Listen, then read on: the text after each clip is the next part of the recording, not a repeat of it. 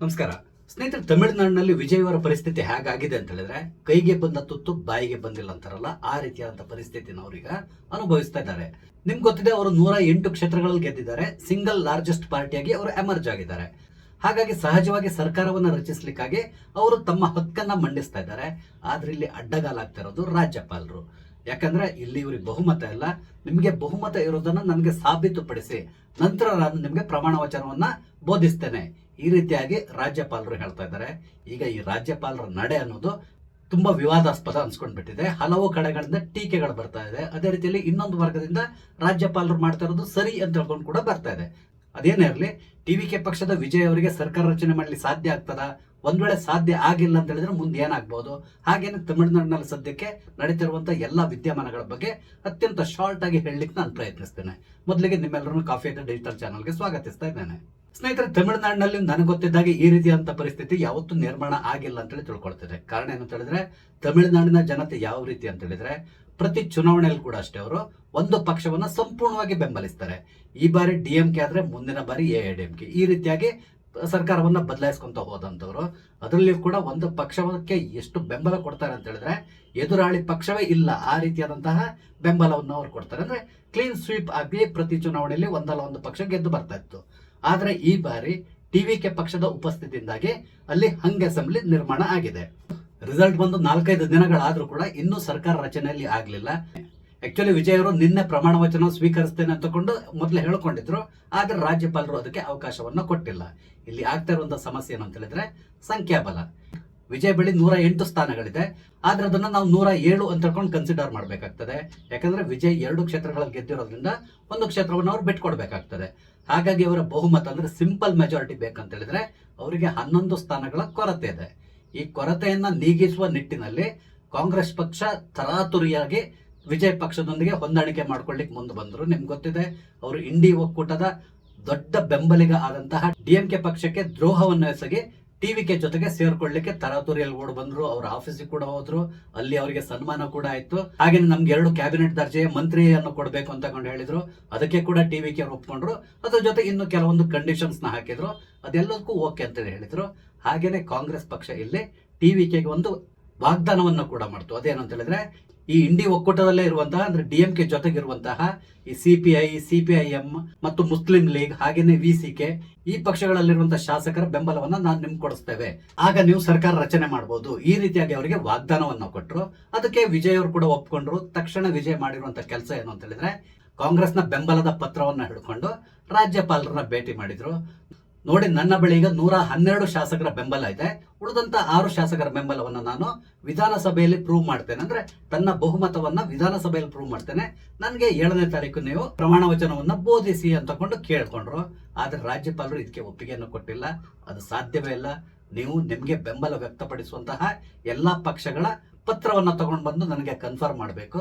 ಒಮ್ಮೆ ನಿಮ್ಮ magic number ಆದಂತಹ 118 ನೀವು ಕ್ರಾಸ್ ಮಾಡಿದ್ರೆ ಖಂಡಿತವಾಗಿ ನಾನು ನೆಕ್ಸ್ಟ್ ಮೊಮೆಂಟ್ ನಲ್ಲಿ ನಿಮ್ಗೆ ಪ್ರಮಾಣ ವಚನವನ್ನ ಬೋಧಿಸ್ತೇನೆ, ಈ ರೀತಿಯಾಗಿ ರಾಜ್ಯಪಾಲರಲ್ಲಿ ಹೇಳಿದ್ರು. ಹಾಗೇನೆ ವಿಜಯ್ ಅವರಿಗೆ ಅವರು ಇನ್ನೊಂದು ಮಾತನ್ನ ಹೇಳಿದ್ರು, ನಾನು ಯಾವುದೇ ಕಾರಣಕ್ಕೆ ನಿಮ್ಮನ್ನ ಬಿಟ್ಟು ಬೇರೆ ಯಾವುದೇ ಪಕ್ಷವನ್ನ ಸರ್ಕಾರ ರಚಿಸಿ ಅಂತ ಆಹ್ವಾನ ಕೊಡೋದಿಲ್ಲ. ಹಾಗಾಗಿ ಆದಷ್ಟು ಬೇಗ ನೀವು ನಂಬರ್ಸ್ ನ ಪ್ರೂವ್ ಮಾಡಿ ಅಂತ ಹೇಳಿದ್ರು. ಸಮಸ್ಯೆ ಇಲ್ಲಿಂದ ಪ್ರಾರಂಭ ಆಗಿದೆ. ಯಾಕಂತ ಹೇಳಿದ್ರೆ, ರಾಜ್ಯಪಾಲರಿಗೆ ಬೆಂಬಲದ ಪತ್ರಗಳನ್ನ ಕೊಡಬಹುದು. ಒಂದ್ ವೇಳೆ ಅವರಿಗೆ ಬೇಕಾದಷ್ಟು ಬೆಂಬಲ ಇಲ್ಲ ಅಂತ ಹೇಳಿದ್ರು ಕೂಡ ಅವರು ವಿಧಾನಸಭೆಯಲ್ಲಿ ಬಹುಮತವನ್ನ ಪ್ರೂವ್ ಮಾಡಿ ತೋರಿಸಬೇಕಾಗಿ ಬರ್ತದೆ. ಅದಕ್ಕೆ ರಾಜ್ಯಪಾಲರು ಅವಕಾಶ ಮಾಡಿಕೊಡ್ಬೇಕಾಗ್ತದೆ. ಆದ್ರೆ ಇಲ್ಲಿ ರಾಜ್ಯಪಾಲರು ಕೇಂದ್ರ ಸರ್ಕಾರದ ಕೈಗೊಂಬೆ ಅಂತಾನೆ ಕೆಲಸ ಮಾಡ್ತಾ ಇದ್ದಾರೆ. ಇದೇನು ಹೊಸ್ತಲ ಬೇಡಿ, ಯಾವಾಗ್ಲೂ ಕೂಡ ಅಷ್ಟೇ ರಾಜ್ಯಪಾಲರು ಕೇಂದ್ರ ಸರ್ಕಾರದ ಕೈಗೊಂಬೆ ಆಗಿರ್ತಾರೆ. ಇದು ಇಂದು ನಿನ್ನೆ ಪ್ರಾರಂಭ ಆಗಿರೋದಲ್ಲ. ಸ್ವಾತಂತ್ರ್ಯ ಸಿಕ್ಕಿದ ದಿನದಿಂದ ಕೂಡ ಇದು ನಡ್ಕೊಂಡು ಬಂದಿರುವಂತಹದ್ದು. ಮೊದಲು ಕಾಂಗ್ರೆಸ್ ಪಕ್ಷ ಕೂಡ ಇದೇ ತರ ನಡ್ಕೊಳ್ತಾ ಇತ್ತು. ಈಗ ಬಿಜೆಪಿ ಪಕ್ಷ ಕೂಡ ಇದೇ ತರ ನಡ್ಕೊಳ್ತಾ ಇದೆ. ಅದರಲ್ಲಿ ವಿಶೇಷತೆ ಏನು ಇಲ್ಲ. ನಾವು ಇಲ್ಲಿ ಬಿಜೆಪಿಯನ್ನು ದೂರ್ಲಿಕ್ಕೂ ಇಲ್ಲ ಅಥವಾ ಕಾಂಗ್ರೆಸ್ನ ಕೂಡ ದೂರ್ಲಿಕ್ಕಿಲ್ಲ. ಆದ್ರೆ ಇಲ್ಲಿ ಮುನ್ನಲ್ಲೇ ಬರ್ತಾ ಇರುವಂತಹ ವಿಷಯ ಏನು ಅಂತ ಹೇಳಿದ್ರೆ, 2018ರಲ್ಲಿ ಯಡಿಯೂರಪ್ಪನವರಿಗೆ ಕರ್ನಾಟಕದಲ್ಲಿ ಬಹುಮತ ಇರಲಿಲ್ಲ. ಆದ್ರೆ ಅವರಿಗೆ ಸರ್ಕಾರ ರಚನೆ ಮಾಡಿ ಅಂತೇಳಿ ಆಹ್ವಾನವನ್ನು ಕೊಟ್ಟು ಪ್ರಮಾಣ ವಚನವನ್ನು ಕೂಡ ಬೋಧನೆ ಮಾಡಿದ್ರು. ಹಾಗೇನೆ ಅವರಿಗೆ 15 ದಿನ ಟೈಮ್ ಕೂಡ ಕೊಟ್ಟರು, ಅಂದ್ರೆ ಬಹುಮತವನ್ನು ಪ್ರೂವ್ ಮಾಡ್ಲಿಕ್ಕೆ. ಆದ್ರೆ ಪ್ರತಿಪಕ್ಷಗಳು ಸುಪ್ರೀಂ ಕೋರ್ಟಿಗೆ ಹೋಯ್ತು. ಸುಪ್ರೀಂ ಕೋರ್ಟ್ ಕೇವಲ 1 ದಿನದ ಸಮಯವನ್ನು ಕೊಟ್ಟರು.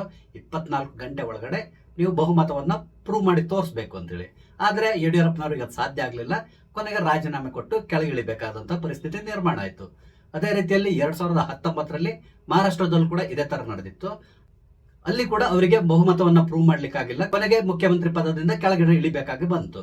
ಈಗ ಇದೆರಡು ಉದಾಹರಣೆಗಳನ್ನು ಇಟ್ಕೊಂಡು ಕಾಂಗ್ರೆಸ್ ಮತ್ತು ಉಳಿದಂತಹ ಪ್ರತಿಪಕ್ಷಗಳು, ಇಲ್ಲಿ ಡಿಎಂಕೆ ಎಡಿಎಂಕೆ ಇವರಿಲ್ಲ, ಇವ್ರನ್ನ ಬಿಟ್ಟು ನಾನು ಹೇಳ್ತಾ ಇರುವಂತಹದ್ದು, ಉಳಿದವರೆಲ್ಲರೂ ಕೂಡ ರಾಜ್ಯಪಾಲರ ಈ ನಡೆಯನ್ನ ಪ್ರಶ್ನೆ ಮಾಡ್ಲಿಕ್ಕೆ ಶುರು ಮಾಡಿದ್ದಾರೆ.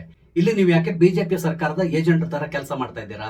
ಈ ಹಿಂದೆ ಈ 2 ರಾಜ್ಯಗಳಲ್ಲಿ ಈ ರೀತಿ ಆಗಿದೆ, ಆದ್ರಿಂದ ಇಲ್ಲಿ ಕೂಡ ನೀವು ಅವಕಾಶ ಕೊಡಬೇಕು.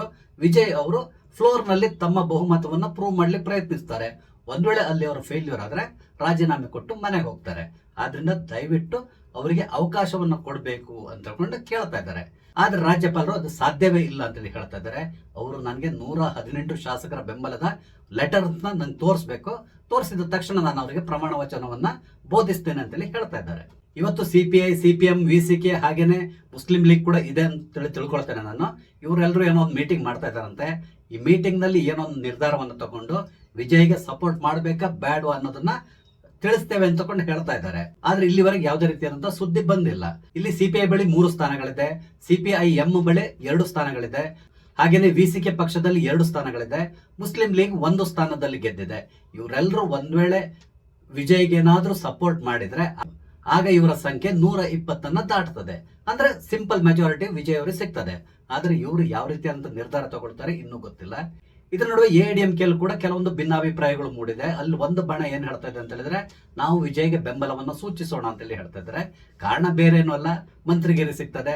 ಆ ಆಸೆಯಿಂದ ಅವರು ಏನೋ ಒಂದಿಷ್ಟು ಜನ ಇವ್ರಿಗೆ ಸಪೋರ್ಟ್ ಮಾಡ್ಲಿಕ್ಕೆ ಹೊರಟಿದ್ದಾರೆ. ಬರ್ತಾ ಇರುವಂತಹ ಸುದ್ದಿಗಳ ಪ್ರಕಾರ ಎಡಿಎಂಕೆಯಲ್ಲಿ ಪಳನಿಸ್ವಾಮಿ ಅವರದ ಒಂದು ಬಣ ಇದೆ, ಅದೇ ರೀತಿಯಲ್ಲಿ ಷಣ್ಮುಗ ಸ್ವಾಮಿ ಅವರ ಒಂದು ಬಣ ಇದೆ. ಷಣ್ಮುಗ ಸ್ವಾಮಿ ಅವರ ಬಣದಲ್ಲಿ 38 ಶಾಸಕರಿದ್ದಾರೆ ಅಂತ ಹೇಳ್ತಾ ಇದ್ದಾರೆ. ಇವರು ಟಿವಿಕೆಗೆ ಸಪೋರ್ಟ್ ಮಾಡೋಣ ಅಂತೇಳಿ ಹೇಳ್ತಾ ಇದ್ದಾರೆ ಅಂತೇಳಿ ಕೂಡ ಸುದ್ದಿಗಳು ಹರಿದಾಡ್ತಾ ಇದೆ. ಈಗಾಗಲೇ ಎಲ್ಲ ಶಾಸಕರು ರೆಸಾರ್ಟ್ ಗಳಿಗೆ ಶಿಫ್ಟ್ ಆಗಿದ್ದಾರೆ. ಇದೊಂದು ಕೂಡ ನಿಮ್ಗೆ ಗೊತ್ತಿರುವಂತಹ ವಿಷಯ. ಹಾಗೇನೆ ಈಗ ಲೇಟೆಸ್ಟ್ ಆಗಿ ಇನ್ನೊಂದು ಸುದ್ದಿ ಹರಿದಾಡ್ತಾ ಇದೆ. ಅದೇನು ಅಂತ ಹೇಳಿದ್ರೆ, ಎಐಎಡಿಎಂಕೆ ಮತ್ತು ಡಿಎಂಕೆ ಒಟ್ಟಾಗಿ ಸೇರಿ ಸರ್ಕಾರ ರಚನೆ ಮಾಡ್ತೇವೆ ಅಂತ ಕೊಂಡು ಏನೋ ಇವತ್ತು ರಾಜ್ಯಪಾಲರನ್ನ ಭೇಟಿ ಮಾಡುವಂತ ಸಾಧ್ಯತೆ ಇದೆ ಅಂತ ಕೂಡ ಹೇಳ್ತಾ ಇದ್ದಾರೆ. ಇಲ್ಲಿ ಟಿವಿಕೆ ಪಕ್ಷದವರು ಏನ್ ಹೇಳ್ತಾ ಇದ್ದಾರೆ ಅಂತ ಹೇಳಿದ್ರೆ, ಒಂದ್ ವೇಳೆ ಎಐಎಡಿಎಂಕೆ ಮತ್ತು ಡಿಎಂಕೆ ಒಟ್ಟಾಗಿ ಸೇರಿ ಸರ್ಕಾರ ರಚನೆಗೆ ಮುಂದೆ ಬಂದ್ರೆ ನಾವು ಎಲ್ಲಾ 107 ಶಾಸಕರು ರಾಜೀನಾಮೆ ಕೊಡ್ತೇವೆ, ಆ ಮುಖಾಂತರ ತಮಿಳುನಾಡಿನಲ್ಲಿ ಸಂವಿಧಾನಿಕ ಬಿಕ್ಕಟ್ಟನ್ನು ಸೃಷ್ಟಿ ಮಾಡ್ತೇವೆ, ಈ ರೀತಿಯಾಗಿ ಕೂಡ ಹೇಳಿಕೆಯನ್ನು ಕೊಡ್ತಾ ಇದ್ದಾರೆ. ಇಲ್ಲಿ ಕೂಡ ಅಷ್ಟೇ ಇನ್ನೊಂದು ಸಮಸ್ಯೆ ಕ್ರಿಯೇಟ್ ಆಗ್ತದೆ. ಅದೇನಂತ ಹೇಳಿದ್ರೆ, ಈಗಾಗಲೇ ಕಾಂಗ್ರೆಸ್ನ 5 ಶಾಸಕರು ಟಿವಿಕೆಗೆ ಸಪೋರ್ಟ್ ಮಾಡ್ತೇವೆ ಅಂತಕೊಂಡು ಆ ಕಡೆ ಹೋಗಿದ್ದಾರೆ. ಆಗ ಡಿಎಂಕೆ ಕೂಡ ಅಷ್ಟೇ 5 ಜನರ ಕೊರತೆ ಉಂಟಾಗ್ತದೆ. ಅದಾದ್ಮೇಲೆ ಎಐಎಡಿಎಂಕೆ ಬಿಜೆಪಿ ಕೂಡ ಇದೆ. ಬಿಜೆಪಿ ಈ ಸರ್ಕಾರದ ಭಾಗವಾಗ್ತದ ಅದನ್ನ ಕೂಡ ನಾವು ಹೇಳುವಂತಿಲ್ಲ. ನಿಮ್ಗೆ ಗೊತ್ತಿದೆ, ಬಿಜೆಪಿ ಅವರಿಗೂ ಮತ್ತು ಡಿಎಂಕೆ ಅವರಿಗೆ ಆಗಿ ಬರಲ್ಲ. ಆದ್ರಿಂದ ಬಿಜೆಪಿ ಕೂಡ ಈ ಕೂಟದಿಂದ ಹೊರ ಉಳಿಯುವಂತ ಸಾಧ್ಯತೆಗಳಿರ್ತದೆ. ಅದ್ರ ನಡುವೆ ಈ ಸಿಪಿಐ, ಸಿಪಿಎಂ ಮತ್ತೆ ಮುಸ್ಲಿಂ ಲೀಗ್ ಇವರೆಲ್ಲ ಯಾವ ರೀತಿಯಾದಂತ ನಿರ್ಧಾರ ತಗೊಳ್ತಾರೋ ಗೊತ್ತಿಲ್ಲ. ಒಟ್ಟಾರೆಯಾಗಿ ಪರಿಸ್ಥಿತಿ ಹೇಗಿದೆ ಅಂತ ಹೇಳಿದ್ರೆ, ತಮಿಳುನಾಡಿನಲ್ಲಿ ಸರ್ಕಾರ ರಚನೆ ಆಗ್ತದ ಅಥವಾ ರಚನೆ ಆಗಲ್ವಾ, ಈ ರೀತಿಯಾದಂತಹ ಡೋಲಾಯಮಾನ ಪರಿಸ್ಥಿತಿ ನಿರ್ಮಾಣ ಆಗಿದೆ. ಇಲ್ಲಿ ಒಂದಂತೂ ಕ್ಲಿಯರ್, ರಾಜ್ಯಪಾಲರು ಇಲ್ಲಿ ಮಾಡ್ತಾ ಇರೋದು ಅಕ್ಷರಶಃ ತಪ್ಪು ಅನಿಸ್ತಾ ಇದೆ. ಇಲ್ಲಿ ಅವರು ಏನ್ ಮಾಡಬಹುದಿತ್ತು ಅಂತ ಹೇಳಿದ್ರೆ, ವಿಜಯ್ ಅವರಿಗೆ ಒಂದು ಅವಕಾಶವನ್ನ ಕೊಡಬೇಕು. ವಿಜಯ್ ವಿಧಾನಸಭೆಯಲ್ಲಿ ಬಹುಮತ ಸಾಬೀತುಪಡಿಸಲಿ ಪ್ರಯತ್ನ ಪಡಬೇಕು. ಆದ್ರೆ ಅದಕ್ಕೆ ಇಲ್ಲಿ ಇವರು ಅವಕಾಶವನ್ನ ಕೊಡ್ತಾ ಇಲ್ಲ. ಇಲ್ಲಿ ರಾಜ್ಯಪಾಲರು ಏನ್ ಹೇಳ್ತಾರೆ ಅಂತ ಹೇಳಿದ್ರೆ, ಒಂದ್ ವೇಳೆ ವಿಜಯ್ಗೆ ನಾನು ಪ್ರಮಾಣ ವಚನವನ್ನು ಬೋಧಿಸಿದ್ರೆ ನಂತರ ಇಲ್ಲಿ ಹಾರ್ಸ್ ಟ್ರೇಡಿಂಗ್ ಪ್ರಾರಂಭ ಆಗ್ತದೆ, ಅಂದ್ರೆ ಕುದುರೆ ವ್ಯಾಪಾರ ಪ್ರಾರಂಭ ಆಗ್ತದೆ. ಅದಕ್ಕೆ ನಾನು ಅವಕಾಶ ಕೊಡಬಾರ್ದು ಅಂತ ತಗೊಂಡು ಈ ರೀತಿಯಾದಂತಹ ನಿರ್ಧಾರವನ್ನ ತಗೊಂಡಿದ್ದೇನೆ. ನಿಮ್ಮ ಪಕ್ಷಕ್ಕೆ ಸಪೋರ್ಟ್ ಮಾಡ್ತಾ ಇರುವಂತಹ ಎಲ್ಲಾ ಶಾಸಕರ ಬೆಂಬಲದ ಪ್ರತಿಯನ್ನ ತಂದು ನನ್ಗೆ ಕೊಡಿ, ಆ ನಂತರ ನಾನು ನಿಮ್ಗೆ ಅವಕಾಶ ಕೊಡ್ತೇನೆ ಅಂತ ಹೇಳ್ತಾ ಇದ್ದಾರೆ. ಇದು ಖಂಡಿತವಾಗಿ ಹಾಸ್ಯಾಸ್ಪದ ಅನಿಸ್ತದೆ. ಯಾಕಂತ ಹೇಳಿದ್ರೆ, ರಾಜಕಾರಣಿಗಳು ಇರೋದೇ ಬಿಕ್ರಿ ಆಗ್ಲಿಕ್ಕೆ. ಎಲ್ಲಿ ಜಾಸ್ತಿ ಹಣ ಸಿಗ್ತದೋ ಆ ಕಡೆ ಹೋಗ್ಲಿಕ್ಕೆ ಅವ್ರು ತುದಿಗಾಲಲ್ಲಿ ನಿಂತಿರ್ತಾರೆ. ಸಾಮಾನ್ಯವಾಗಿ ರಾಜಕಾರಣಿಗಳು ಹೇಳ್ತಾರಲ್ಲ, ಆ ಪಕ್ಷದ ಧೋರಣೆಯನ್ನು ನಾವು ಒಪ್ಪೋದಿಲ್ಲ, ಅವರು ಕೋಮುವಾದಿಗಳು, ಇವರು ಸೆಕ್ಯುಲರ್, ಈ ರೀತಿ ಎಲ್ಲ ಮಾತಾಡ್ತಾರಲ್ಲ, ಅದ್ಯಾವುದು ಕೂಡ ಈ ಸಂದರ್ಭದಲ್ಲಿ ಅಪ್ಲಿಕೇಬಲ್ ಆಗೋದಿಲ್ಲ. ಒಂದ್ ವೇಳೆ ಯಾವ್ದಾದ್ರು ಪಕ್ಷದವರು ನಿಮ್ಗೆ ಮಂತ್ರಿಗಿರಿಯನ್ನು ಕೊಡ್ತೇವೆ ಅಥವಾ ಬೇರೆ ಇನ್ನೇನೋ ಮಾಡ್ತೇವೆ ಅಂತೇಳಿ ಹೇಳಿದ್ರೆ ತಕ್ಷಣ ಅವರು ಆ ಪಕ್ಷಕ್ಕೆ ಸಪೋರ್ಟ್ ಮಾಡ್ಲಿಕ್ಕೆ ತಯಾರಾಗಿ ನಿಲ್ತಾರೆ. ಆದ್ರಿಂದ ಇಲ್ಲಿ ರಾಜ್ಯಪಾಲರು ಏನ್ ಮಾತಾಡ್ತಾ ಇದ್ದಾರೆ, ಹಾರ್ಸ್ ಟ್ರೇಡಿಂಗ್ ಆಗುತ್ತೆ, ಹಾಗಾಗತ್ತೆ, ಹೀಗಾಗತ್ತೆ ಅಂತೇಳಿ ಹೇಳ್ತಾರಲ್ಲ, ಅದೆಲ್ಲದು ಕೇವಲ ಕಾರಣಗಳು ಅಂತೇಳಿ ಹೇಳ್ಬೋದು. ಇಲ್ಲಿ ರಾಜ್ಯಪಾಲರಿಗೆ ಇರುವಂತಹ ಸಮಸ್ಯೆ ಏನು ಅಂತ ಹೇಳಿದ್ರೆ, ಬಿಜೆಪಿಯನ್ನು ವಿರೋಧಿಸಿಕೊಂಡು ಬಂದಿರುವಂತಹ ಒಂದು ಪಕ್ಷ ಇಲ್ಲಿ ಅಧಿಕಾರಕ್ಕೆ ಬರಬಾರದು, ಈ ರೀತಿಯಾಗಿ ಅವರು ಯೋಚನೆ ಮಾಡ್ತಾ ಇರೋ ರೀತಿಯಲ್ಲಿ ಕಾಣಿಸ್ತಾ ಇದೆ. ಈ ಹಿಂದಿನ ಹಲವಾರು ಸುಪ್ರೀಂ ಕೋರ್ಟ್ ತೀರ್ಪುಗಳು ಕೂಡ ಇದೆ. ಆ ತೀರ್ಪಿನ ಪ್ರಕಾರ ಯಾವುದೇ ಪಕ್ಷ ಆಗ್ಲಿ ಅವರಿಗೆ ಫ್ಲೋರ್ ನಲ್ಲಿ ಅವಕಾಶವನ್ನ ಕೊಡಬೇಕು, ಅಲ್ಲಿ ಅವರು ತಮ್ಮ ಬಹುಮತವನ್ನ ಪ್ರೂವ್ ಮಾಡಬೇಕು.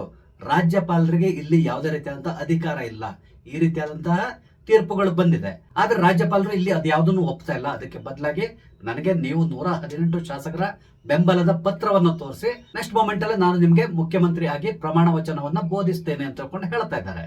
ಒಟ್ಟಾರೆಗೆ ಇಲ್ಲಿ ರಾಜ್ಯಪಾಲರು ನಾನು ಕೇಂದ್ರ ಸರ್ಕಾರದ ಕೈಗೊಂಬೆ ಅಂತಕೊಂಡು ಪದೇ ಪದೇ ಪ್ರೂವ್ ಮಾಡಿ ತೋರಿಸ್ತಾ ರೀತಿಯಲ್ಲಿ ಕಾಣಿಸ್ತಾ ಇದೆ. ಅದೇನಿರಲಿ, ಇವತ್ತು ಟಿವಿಕೆಗೆ ಅತ್ಯಂತ ಕ್ರೂಷಿಯಲ್ ಆಗಿರುವಂತಹ ದಿನ ಅನಿಸ್ತಾ ಇದೆ. ಯಾಕಂದ್ರೆ ಈ ಕೆಲವು ಪಕ್ಷದವರು ಏನೋ ಮೀಟಿಂಗ್ ಮಾಡಿ ತಮ್ಮ ಬೆಂಬಲವನ್ನು ಘೋಷಿಸಬೇಕಾ ಅಥವಾ ಘೋಷಿಸಬಾರ್ದ ಅಂತಕೊಂಡು ಇವತ್ತು ನಿರ್ಧಾರ ತಗೊಳ್ತಾರಂತೆ.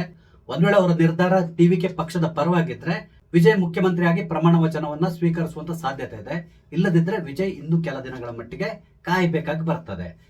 ಇಲ್ಲಿ ವಿಜಯ್ ತುಂಬಾ ಆಸೆಗಣ್ಣಿನಿಂದ ನೋಡ್ತಾ ಇರೋದು ಅಣ್ಣಾ ಡಿಎಂಕೆ ಪಕ್ಷದ ಬಗ್ಗೆ.